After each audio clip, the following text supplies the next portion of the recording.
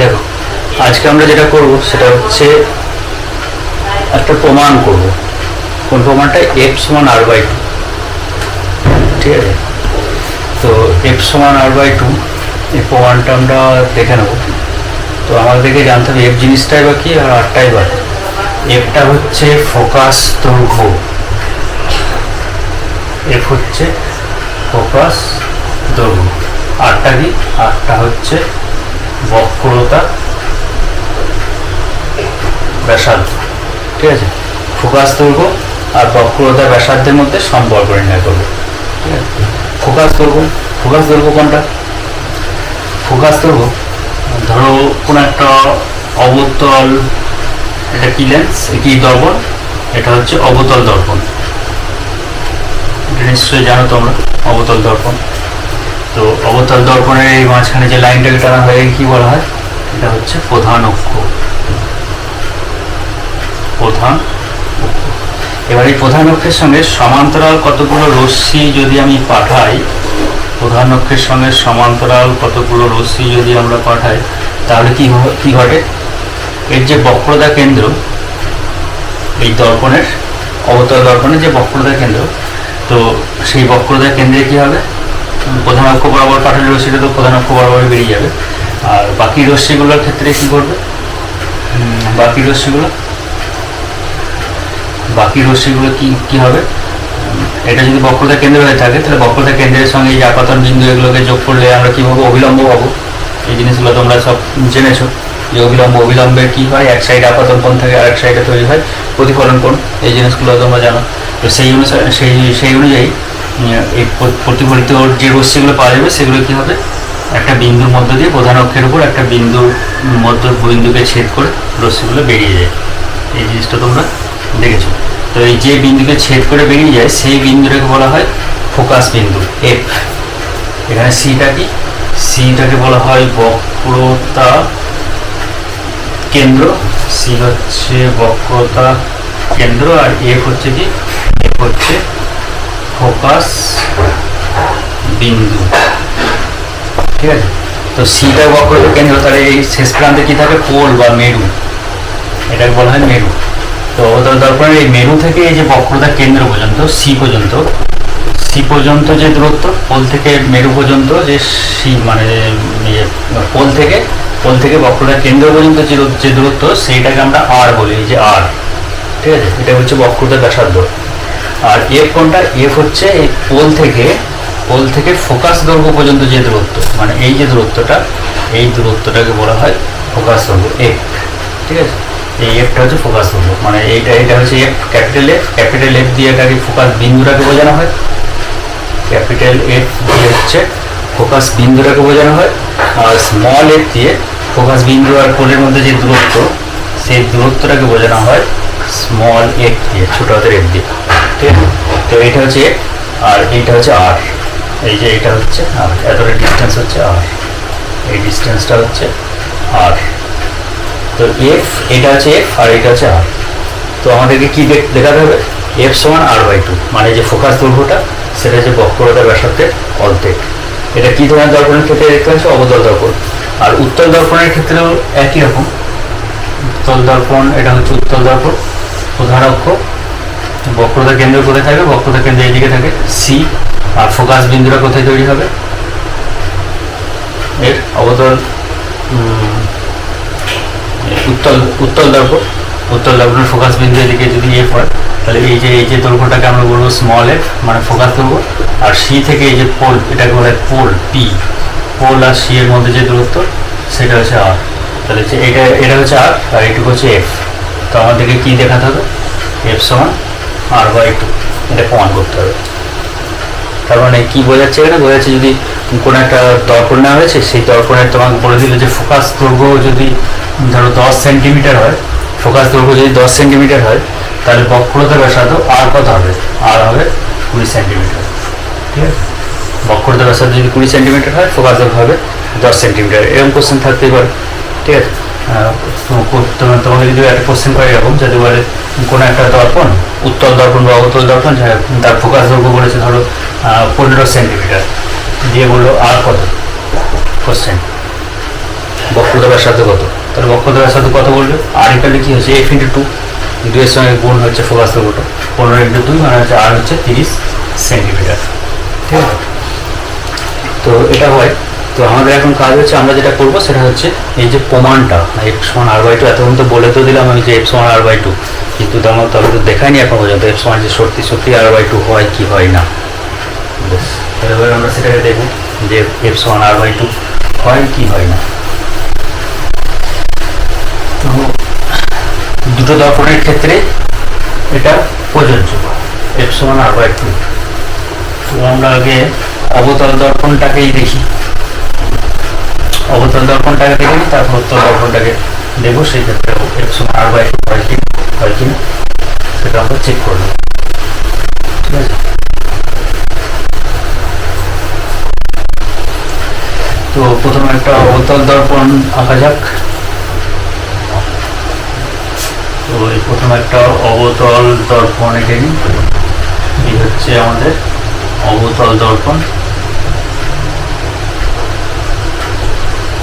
অবতল দর্পণের মাঝখানে কি থাকে, অবতল দর্পণের মাঝখানে হচ্ছে প্রধান অক্ষ, প্রধান অক্ষের এখানে থাকবে সেন্টার সি, এখানে ধরো ফোকাস বিন্দুটা বলি আমি এফ, আর এটা হচ্ছে পি মানে মেরু। তার মানে কি পেলাম, পি হচ্ছে মেরুবিন্দু, মেরু, এফ হচ্ছে ফোকাস বিন্দু, ঠিক আছে, ক্যাপিটাল এফ। আর সি কি, সিটা কি বক্রতা কেন্দ্র, সি হচ্ছে বক্রতার কেন্দ্র। এবার ধরো একটা সমান্তরাল রশ্মি এসে আবদ্ধ হলো, যে সমান্তরাল রশ্মি এসে পড়লো। ঠিক আছে, ধরো এ বি একটা রশ্মি এসে পড়লো, বি বিন্দুতে পড়লো, বি বিন্দুতে পড়ার পর এই রশ্মিটা কি হয়, এফ এর মধ্য দিয়ে বেরিয়ে যায়, এফ বিন্দুর মধ্য দিয়ে এই রশ্মিটা বেরিয়ে যায়, প্রতিফলিত রশ্মি। এ বি হলো, এটা হলো সি বিন্দু, এটা এ বি সি, এটা হচ্ছে এফ পথে এটা বেরিয়ে যাচ্ছে, এটাকে বলি ডি। ঠিক আছে, তাহলে একটা রশ্মি এবিটা কি, এবি হচ্ছে আপাতিত রশ্মি,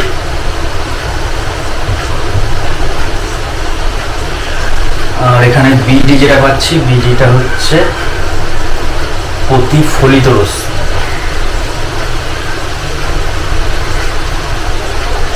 প্রতিফলিত রশ্মি বিডি পথে বেরিয়ে যাচ্ছে।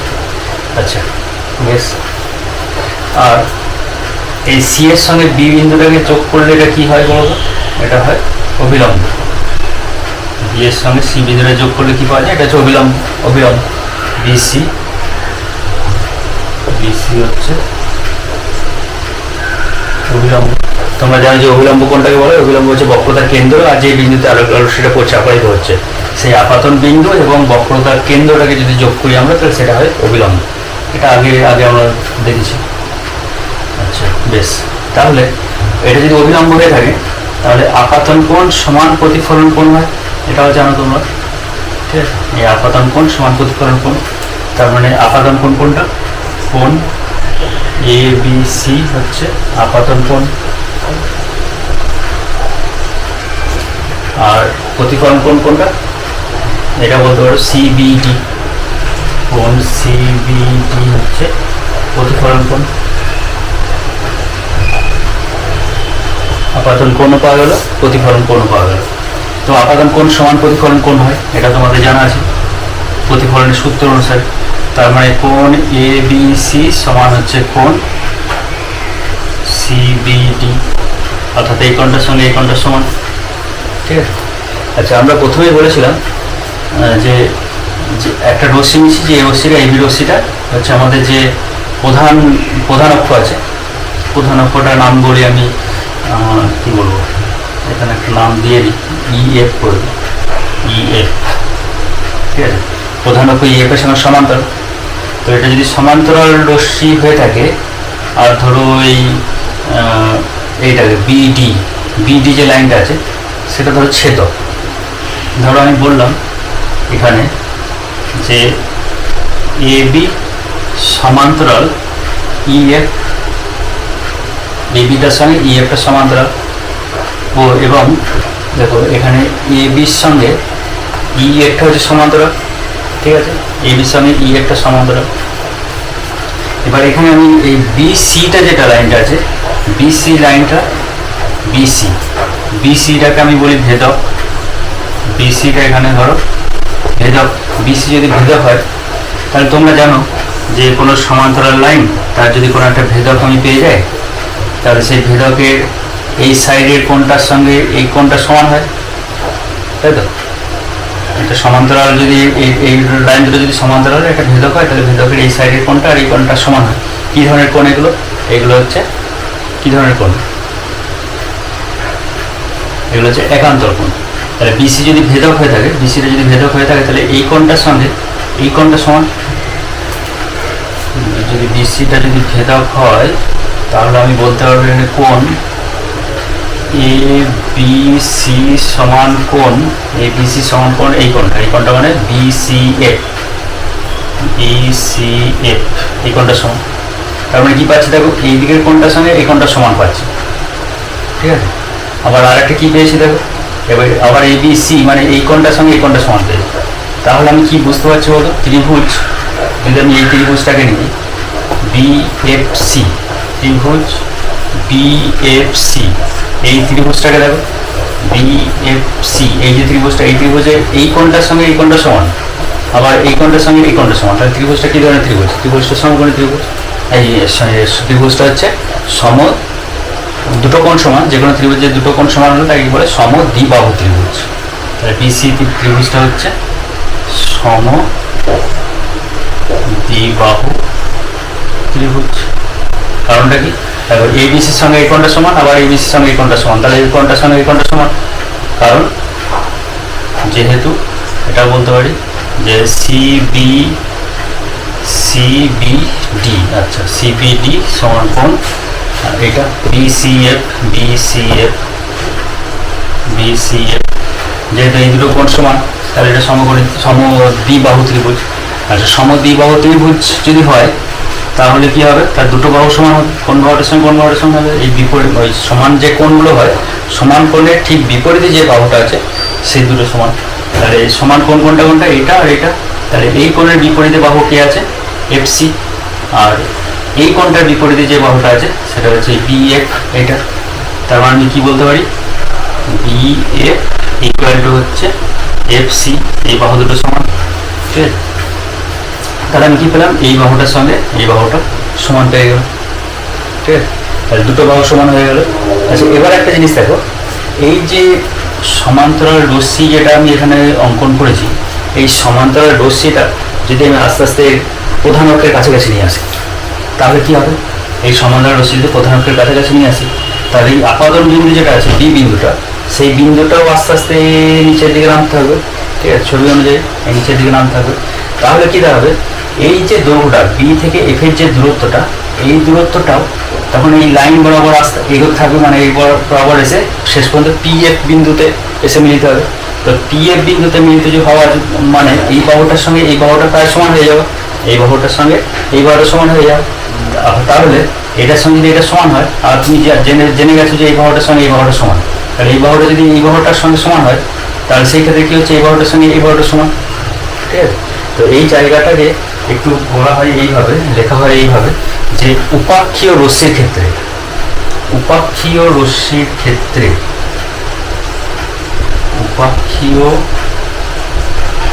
রশ্মির ক্ষেত্রে এই যে BF এর যে দৈর্ঘ্যটা আর PF এর দৈর্ঘ্যটা প্রায় সমান, অর্থাৎ BF বাহুটা ইজ প্রায় ইকুয়াল সমান হচ্ছে PF এর সঙ্গে সমান, ঠিক আছে। যদি PF এর সঙ্গে যদি সমান হয়, তাহলে BF সমান FCF আছে, আর BF সমান PF আছে।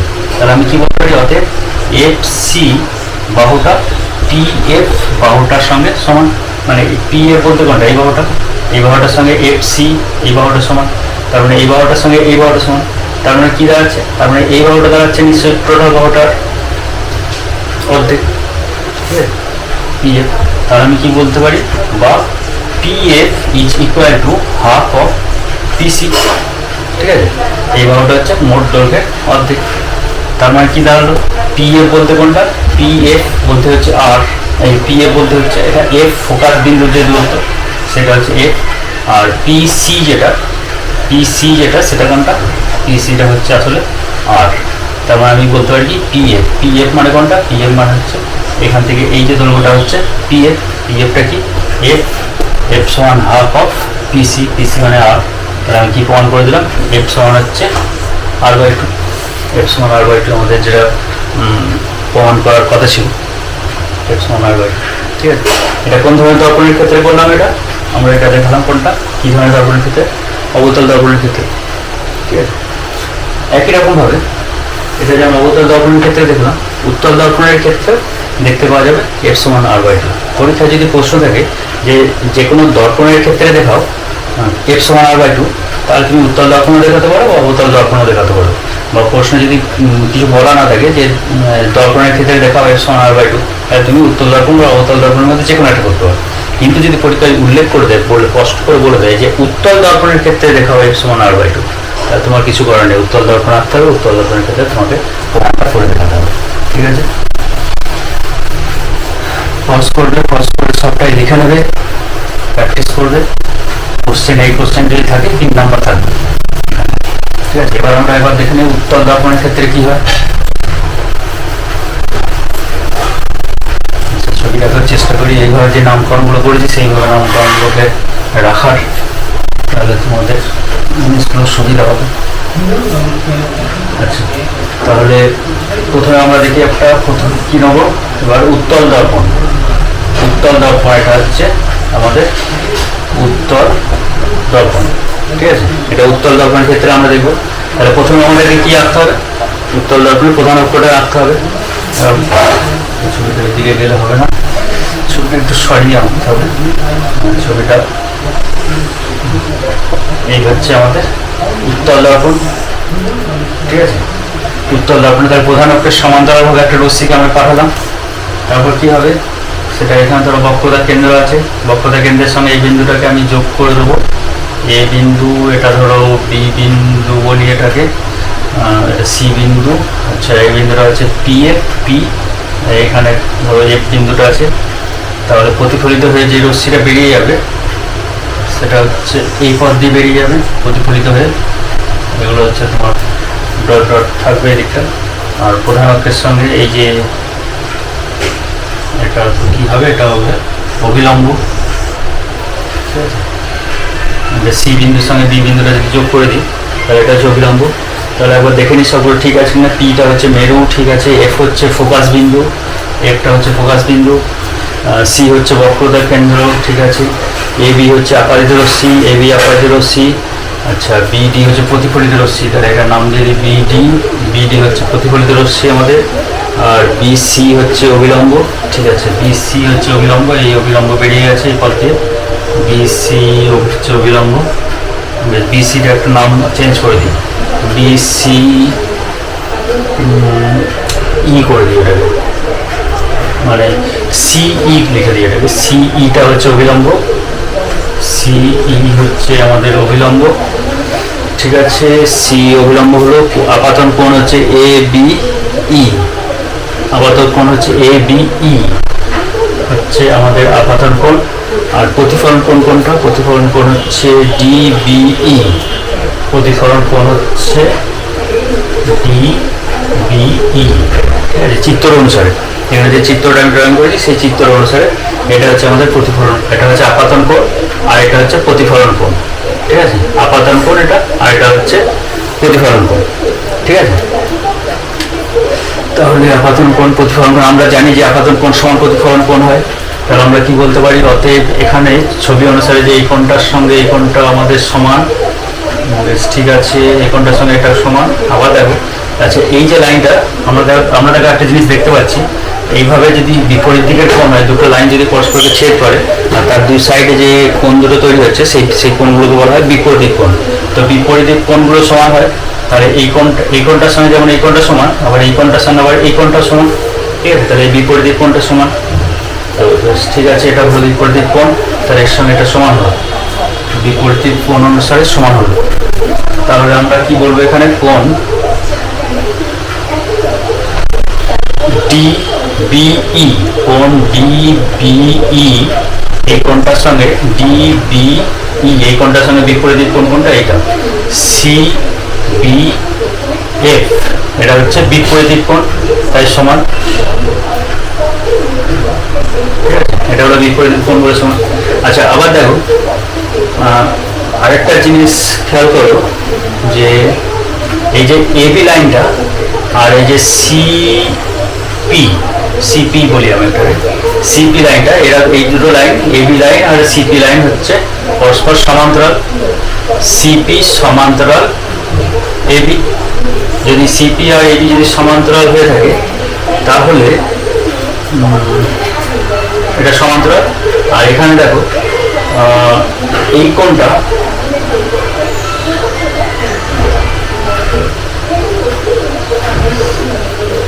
এই কোণটাকে না দিয়ে এই কোণটাকে দিই, এই দুটো কোণ, এই কোণটার সঙ্গে এই কোণটা সমান। তোমরা জানো যে দুটো লাইন তাকে যদি এইভাবে ছেদ করে তাহলে এই কোণটার সঙ্গে এই কোণটা হয় সমান। এই ধরনের কোণ, এই ধরনের যে কোণগুলো তাকে বলে অনুভব কোণ। তাহলে সেই অনুসারে দেখো এবি আর সিপি এই লাইন দুটো হচ্ছে পরস্পর যদি সমান্তরাল হয়, আর এটা যদি তোমার এটা যদি ভেদক হয় মানে সিই হচ্ছে ভেদক, ঠিক আছে, সি যদি ভেদক হয় তাহলে কোণ ইবিএ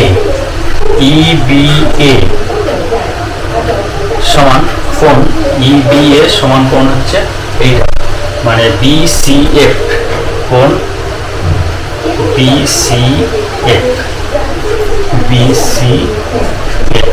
এই কোণটা হচ্ছে সমান, ঠিক আছে। তাহলে এই কোণটার সঙ্গে এই কোণটা সমান হলো, তার কারণ হচ্ছে এটা অনুরূপ কোণ, ঠিক আছে। তাহলে কি পেলাম দেখো, যেটা পাওয়া গেল সেটা হচ্ছে এই কোণটার সঙ্গে এই কোণটা সমান, ঠিক আছে, আবার এই কোণটার সঙ্গে এই কোণটা সমান হয়েছে, ঠিক আছে, আবার কি হলো এই কোণটার সঙ্গে এই কোণটার সঙ্গে এই কোণটা সমান হলো। তার মানে কি দাঁড়ালো, এর সঙ্গে এটা সমান, এর সঙ্গে এটা সমান, আবার এর সঙ্গে এটা সমান। তার মানে আমি কি বুঝতে পারছি, এই যে ত্রিভুজটা তৈরি হয়েছে, ত্রিভুজ এই যে ত্রিভুজ সিএফবি, এই ত্রিভুজে সিএফবি এই ত্রিভুজে দেখো এই কোণটার সঙ্গে এই কোণটা সমান, কোণ বিসিএফ সমান কোণ হচ্ছে এইটা, এই কোণটার নামটা কি দেওয়া আছে দেখো সিবিএফ, কোণ সিবিএফ। তাহলে এই যে সিবিএফ এর সঙ্গে এই কোণটা সমান হলো। তাহলে কোনো ত্রিভুজে যদি দুটো কোণ সমান হয় তাহলে সেই ত্রিভুজটাকে আমরা কি বলি, সমদ্বিবাহু ত্রিভুজ। অর্থাৎ এটা সমান হওয়ার জন্য ত্রিভুজ সিএফবি হচ্ছে সমদ্বিবাহু ত্রিভুজ। আচ্ছা, সমদ্বিবাহু ত্রিভুজ যদি হয়ে থাকে তাহলে কোন বাহু দুটো সমান, তার যে কোণ দুটো সমান আছে তার বিপরীতে যে বাহুটা আছে সেই বাহুটা সমান। অর্থাৎ এই কোণের বিপরীতে বাহু আছে এটা, আর এই কোণের বিপরীতে বাহু আছে এটা। তার মানে আমি এখান থেকে পাচ্ছি কোনটা, এই সিএফ বাহুটার সঙ্গে এফবি বাহুটা সমান, সিএফ বাহুটার সঙ্গে এফবি বাহুটা সমান, অর্থাৎ এই বাহুটার সঙ্গে এই বাহুটা সমান হলো। আচ্ছা দেখো, উপাক্ষীয় রশ্মির ক্ষেত্রে, উপাক্ষীয় রশ্মি বলতে কি বোঝায়, এই রশ্মিটা আর যদি নিচের দিকে নেমে আসে তাহলে সেই ক্ষেত্রে কি হবে, এই যে এফবি বাহুটার দৈর্ঘ্যটা আর এফবি বাহুর দৈর্ঘ্যটা সমান হয়ে যাবে, ঠিক আছে। বেশ, সব লিখে নেবে, একটু মুছে দিতে হবে এখানটা।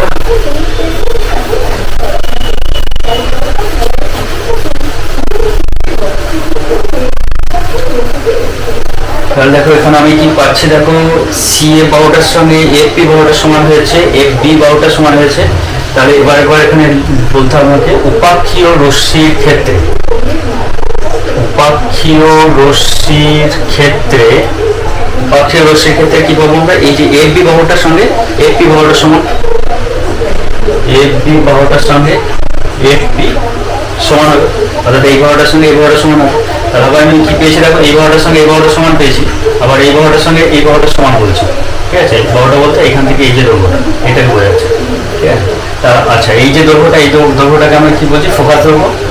আর বলছি কোনটাকে, পি থেকে সি বিন্দু পর্যন্ত বলি আমরা আর, বা বক্রতার ব্যাসার্ধ। তাহলে আমি কি পাচ্ছি, এই বাহুটা হচ্ছে এই বাহুটার সঙ্গে সমান, এফপি বাহুটা এফবি বাহুটা এফপি বাহুর সঙ্গে সমান। তাহলে এবার এখানে দেখো আবার কি পাওয়া গেছে, এই যে সি এফ বাহুটা এফবির সঙ্গে সমান, এই যে এখানটা আর এখানটা দেখো এফ বি বাহুটা সি এফ এর সঙ্গে সমান, আবার এফ বিটা এফ পির সঙ্গে সমান। তাহলে আমি কি বলতে পারি, সি এফ সমান হচ্ছে এফ পি, মানে সি এফ সমান হচ্ছে এফ পি। তার মানে কি বোঝা যাচ্ছে, এই যে এফ পি বাহুটা হচ্ছে এই সি এফ এর অর্ধেক, অর্ধেক F P equal to half of CP. আচ্ছা এফ পি মানে কোনটা, এফ পি মানে হচ্ছে কি লেখা আছে এখানে, আর এফ অর্থাৎ ফোকাস দৈর্ঘ্য, হাফ অফ সিপি। সিপি মানে কোনটা, সিপি মানে এটা, সিপি মানে কোনটা, এটা আর, ঠিক আছে, এটা হচ্ছে আর। কি প্রমাণ হয়ে গেল, এখানেও প্রমাণ হয়ে গেল এফ সমান আর বাই টু, ঠিক আছে। তাই উত্তল দর্পণ বলুক বা অবতল দর্পণ নিয়ে বলুক, দুটো ক্ষেত্রেই আমরা কি পাচ্ছি, এফ সমান আর বাই টু, এটা হবেই। যদি তোমাকে পরীক্ষার প্রশ্নে যে কোনো একটা উল্লেখ করে দেয় উত্তল দর্পণের ক্ষেত্রে প্রমাণ করতে হবে, তাহলে তোমাকে উত্তল দর্পণের ক্ষেত্রে প্রমাণ করে দেখাতে হবে। আর যদি অবতল দর্পণ বলে দেয়, অবতল দর্পণের ক্ষেত্রে প্রমাণ করে তোমাকে দেখাতে হবে। আর যদি কিছু বলে দেওয়া না থাকে যে যে কোনো দর্পণের ক্ষেত্রে দেখাও, বা কিছু বলাই নেই যে দর্পণের ক্ষেত্রে দেখাও যে এফ সমান আর বাই টু, সেক্ষেত্রে তুমি যে কোনো একটা করে দিতে পারো। উত্তল লেন্সের ক্ষেত্রে ব্যবহার করতে পারো, অবতল লেন্সের ক্ষেত্রে। ঠিক আছে, থাক।